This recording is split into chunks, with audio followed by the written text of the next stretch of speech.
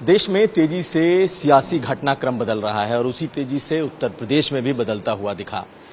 तकरीबन 31 महीनों तक ब्रजभूषण शरण सिंह और मुख्यमंत्री योगी आदित्यनाथ की न तो कोई मुलाकात न बात, लेकिन अचानक कल ब्रजभूषण शरण सिंह 5 कालिदास मार्ग पहुंचते हैं और उनसे मुलाकात होती है। सियासी चर्चा गर्म हो जाती है। ब्रजभूषण जी, ये मुलाकात इस घटनाक्रम को बहुत इंपॉर्टेंट घटनाक्रम देखा जा रहा है। क्या था ये मुलाकात, क्यों इतने समय से मुलाकात नहीं हुई और क्या निकला इस मुलाकात में? देखिए, 2023 29 दिसंबर 2022 को मैं मुख्यमंत्री जी के यहाँ गया था और मैंने इसी नंदिनी नगर में उनका कार्यक्रम मांगा था। कुछ ऐसी परिस्थिति उत्पन्न हुई कि 6 तारीख को एक अधिकारी के द्वारा मुझे सूचना मिली कि मुख्यमंत्री जी नहीं आ पाएंगे। मुझे थोड़ा अच्छा नहीं लगा, तो मैंने उस अधिकारी से कहा कि जब तक नहीं बुलाएंगे तब तक हम नहीं आएंगे। क्यों अच्छा नहीं? क्योंकि एक तैयारी होती है, क्षेत्र में चर्चा हो जाता है, होल्डिंग लग जाता है, पोस्टर लग जाता है, तो पॉलिटिकल क्षेत्र में यह माना जाता है कि इसका संदेश अच्छा नहीं जाता है। तो हमने कहा जब तक नहीं बुलाएंगे तब तक नहीं आएंगे। और संजोग ऐसा बनता है कि 18 जनवरी को मेरे खिलाफ दिल्ली में एक प्रदर्शन होता है। उस प्रदर्शन से मुख्यमंत्री जी से कोई लेना देना नहीं है, लेकिन मेरा समय खराब हो गया और मैं बचपन से मैं इतना कष्ट झेल चुका हूं, इतना संकट झेल चुका हूं, तो मैं जल्दी परेशानी के समय किसी के पास नहीं जाता हूं। मैं आपको बताऊं, चर्चाएं तमाम आप लोग सुनते होंगे कि फला ने मेरी मदद की, फला ने नहीं मदद की, लेकिन कुमार अभिषेक जी, कोई कह नहीं सकता है कि इस संकट के दौरान में मैंने किसी को फोन किया हो, अपनी मदद के लिए किसी को फोन किया हो। अकेली लड़ी अपनी लड़ाई नहीं, मैं ये कह सकता हूं कि इस संकट के समय में मैंने देश के अंदर किसी से मदद मांगी हो। जिसने मदद किया उसकी भी वाह वाह, और जिसने नहीं किया उसकी भी वाह वाह। लेकिन एक भी आदमी इस देश के अंदर नहीं है जिससे मैंने फोन करके मदद मांगी हो। आप बहुत जिम्मेदार आदमी हैं, बहुत जिम्मेदार लोग बैठे हुए हैं और बड़ी जिम्मेदारी के साथ बोल रहा हूं। और इसलिए मैंने तय कर लिया था कि ये मेरी लड़ाई है, ये मेरी निजी लड़ाई है, ये पार्टी की लड़ाई नहीं है, ये मेरी निजी लड़ाई है और इस आग के दरिया को हम ही को पार करना है। और इसलिए मैंने कभी इच्छा ही नहीं की कि मैं किसी से मुलाकात करूं। तो इस दौरान कोई बात भी नहीं हुई? किसी तरह नहीं हुई, बात भी नहीं हुई। तो क्या यही वजह थी कि आपके ऊपर ये आरोप लग गए और इस वजह से रही हो? लेकिन बात भी नहीं हुई और मैंने कभी बात करने की कोशिश भी नहीं की। हो सकता है मैं फोन मिलाता या मैसेज देता तो बात होती, लेकिन मैंने बड़ी जिम्मेदारी के साथ कहा कि मैंने कभी कोशिश नहीं की। और यद्यप मेरे बच्चे इधर जाते थे, प्रतीक भी जाते थे, करण भी जाते थे, हालचाल भी होता था, मुख्यमंत्री जी जो बात करते थे वो बच्चे हमको शेयर भी करते थे, लेकिन मुझको इंतजार था कि जब वो बुलाएंगे तो हम जाएंगे। तो ये आइस ब्रेक कैसे हुआ? क्या इसमें दिल्ली का भी कोई रोल है, क्योंकि इधर मुलाकात हुई उनकी, या कैसे? मुझको नहीं लगता दिल्ली का रोल है, क्योंकि इधर 4-6 महीने से कह लीजिए कि जब भी प्रतीक या करण या रुपेंद्र कामाक्षी हमारे बच्चे जाते थे तो हालचाल पूछते थे। अब हालचाल से एक चीज तो निकल करके आता ही था कि वो मिलना की उनकी इच्छा थी, लेकिन वो शायद मुझको आजमा रहे होंगे कि वो इच्छा इधर से आ जाए। अब दोनों खारा नमक है। आखिर जो बड़े पद पर है ना, तो झुकना तो उन्हीं को पड़ेगा।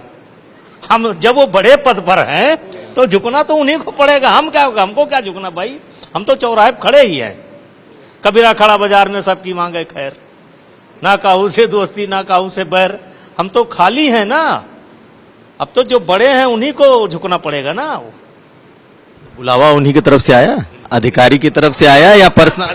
नहीं, अब बुलावा आया, अधिकारी करें या पर्सनल करें, स्टाफ करें, बुलावा आया, गए और कोई पॉलिटिकल चर्चा नहीं हुई, सिर्फ घरेलू चर्चा। 55 मिनट बैठे आप? 55 मिनट सिर्फ शिकवा गिला। क्या ऐसा गिला था जो आप लोगों ने? कोई गिला नहीं। जब दो अपने परिवार जब इकट्ठा होते हैं तो 55 मिनट बीतने में देर नहीं लगता है। तो गिला शिकवा आपने शेयर किया होगा कि मुख्यमंत्री किसी को ना पसंद करते हो तो 5 मिनट में आप भाग जाएंगे, अगर पसंद करते हो तो 2.5 घंटा 3 घंटा क्या पता चलेगा आपको। 55 मिनट तो बहुत कम है ना। लगा नहीं कि एक दूसरे के लिए मन में कोई द्वेष भाव किसी? नहीं, कोई द्वेष वाला कोई घटना ही नहीं है। बस यही है, बस मौजी मन है। वो मुख्यमंत्री, हम इस समय खाली मंत्री। लेकिन अब आपके लिए कुछ बातें हुई, क्योंकि आप सियासी आदमी हैं, पॉलिटिकल। नहीं। देखिए ऐसा है, मुझको हमारे देवी पाटन मंडल की जनता ने 6 बार सांसद बनाया। बेटा सांसद और एक विधायक। मंत्री बनेगा? और कई ऐसे हैं जिनको मैंने विधायक बनाया। तो ये भी तो चर्चा है कि कई ऐसे हैं जिनको मंत्री बनाया, मंत्री भी बनाया, कैबिनेट भी रहे, राज भी रहे। तो जब मुझसे कोई कहता है कि आप मंत्री बनोगे, तो ऐसा लगता है कि वो मुझको गाली दे रहा है। कुमार अभिषेक जी, उस दौर से हम आगे निकल चुके हैं। बहुत बड़े बदलाव होने हैं, कहा जा रहा है मंत्रिमंडल विस्तार होना है। ये जो है मुख्यमंत्री की और पार्टी की एक उसका निजी फैसला होता है, और इसमें तमाम चीजें देखी जाती हैं। समीकरण, जातीय समीकरण, ये तमाम चीजें होती हैं। तमाम चीजें देख करके ये लोग मंत्री बनाते हैं। ऐसे मंत्री बन गए हैं जिनको जनता देखना नहीं चाहती, वो मंत्री हैं। जिनको जनता देखना नहीं चाहती है, केवल पार्टी के नाम पर जीत करके गए हैं। लड़ा दीजिए, निर्दलीय 5000 वोट नहीं पाएंगे, वो भी मंत्री हैं। लेकिन अब उनका भाग्य साथ दे रहा है, उनका समीकरण बैठा हुआ, तो मंत्री हैं। कि बदलाव होना चाहिए ऐसे लोग? नहीं, ये देखिए एक व्यवस्था होती है, उसमें हर जात को एडजस्ट करना है, हर प्रांत को एडजस्ट करना है, हर समाज को एडजस्ट करना है। तो इसमें एक व्यवस्था होती है। फिर कुछ ऐसे लोग होते हैं जिनको रखना जरूरी ही है। तो ये कभी जुड़ा एक और सवाल है कि आप चाहेंगे कि आपके बेटे प्रतीक मंत्रिमंडल में आए, क्योंकि कहा यह जा रहा है कि मंत्रिमंडल में भी बदलाव। अब प्रतीक मेहनत करें, अभी उतना सीरियस नहीं जितना सीरियस होना चाहिए। मैं साफ बात कहता हूं, जितना सीरियस उनको होना चाहिए सीरियस नहीं है। मेहनत करें, मंत्री बन जाएंगे। मेहनत करें। एक चीज और है ब्रजभूषण जी की, इतने दिनों में आपके संबंध, उतार चढ़ाव, तमाम चीजें दिखती रही, लेकिन आप अखिलेश यादव की भी तारीफ लगातार करते रहे, और आज भी जब आपसे पूछा जाता है तो आप उसमें शब्दों में कोई कोताही नहीं बरतते। आपको लगता है कि नहीं, देखिए, आप अखिलेश की बात की, आप इकरा की बात क्यों नहीं करते? भी कर सकते नहीं। देखिए, जैसे मेरे संज्ञान में लाया गया कि कोई एक अधिकारी है सत्य है कि नहीं मुझे नहीं मालूम, लेकिन मेरे सामने लाया गया कि किसी अधिकारी ने गेट आउट कहा। हमने कहा ये गलत है, ये नहीं होना चाहिए। तो सच जो है वो सच ही रहेगा। जैसे मैंने क्या कहा, मैंने यही तो कहा कि अखिलेश यादव को मैं जवाब दे आया कि मैं आपकी पार्टी से चुनाव नहीं लड़ूंगा। ऑफर किया था। हम उन्हीं के पार्टी में थे जब 8 महीना पहले जाकर के मैंने कह दिया कि आप मेरी जगह पर कोई दूसरा व्यक्ति इंतजाम कर लीजिए, ऐन वक्त पर मैं नहीं छोड़ना चाहता हूं। मैं पहले बता रहा हूं, मैं आपकी पार्टी से चुनाव नहीं लड़ूंगा। अब उसके बाद भी उन्होंने 500 करोड़ के ऊपर का काम सैंक्शन कर दिया। अब वही एक दिन मैंने बोल दिया कि मेरे पार्टी छोड़ने के बाद भी अखिलेश ने 500 करोड़ से ऊपर का काम मेरे क्षेत्र को दे दिया। तो अगर ये सत्य है तो इसको कैसे नहीं बोला जाएगा? ये सत्य है तो कैसे नहीं बोला जाएगा? ये साहस हमारे देश के हर नेता के अंदर होना चाहिए। ये कोई बुराई नहीं है, ये कोई चापलूसी नहीं, सच बोलने की हिम्मत होनी चाहिए और सच बोलना चाहिए। एक और सवाल आपसे जुड़ता है, पूर्वांचल में आप और मुख्यमंत्री योगी आदित्यनाथ, अब तो देश के प्रदेश के बड़े नेता हैं, आप लोगों का एक मनमुटाव बड़ा जगजाहिर सा था, जनता भी इसकी चर्चा करती थी। अब जब आपकी मुलाकात हो गई है तो क्या यहाँ के सियासी समीकरण अब बदलेंगे?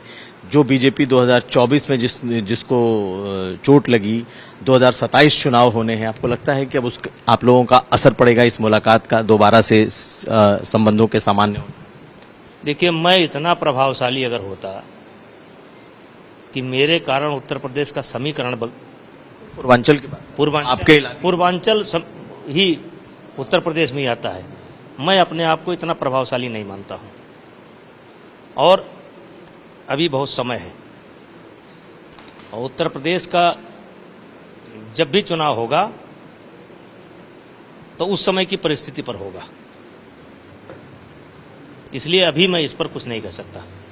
आखिरी सवाल है सर, चूंकि तमाम लोगों ने रिएक्शन दिया है, रिएक्ट किया है, अचानक से उपराष्ट्रपति ने इस्तीफा दे दिया है, आपका क्या रिएक्शन? अब देखिए, ये बड़े कारण होंगे, और कारण है कि नहीं कारण है, स्वास्थ्य ही कारण है, इस पर हम कुछ नहीं कह सकते। आपको कोई और कारण दिखता है? कोई और भी कारण दिखता है स्वास्थ्य? नहीं, हमारे दिमाग उतना ऊंचा नहीं है। बहुत शुक्रिया सर बात करने के लिए।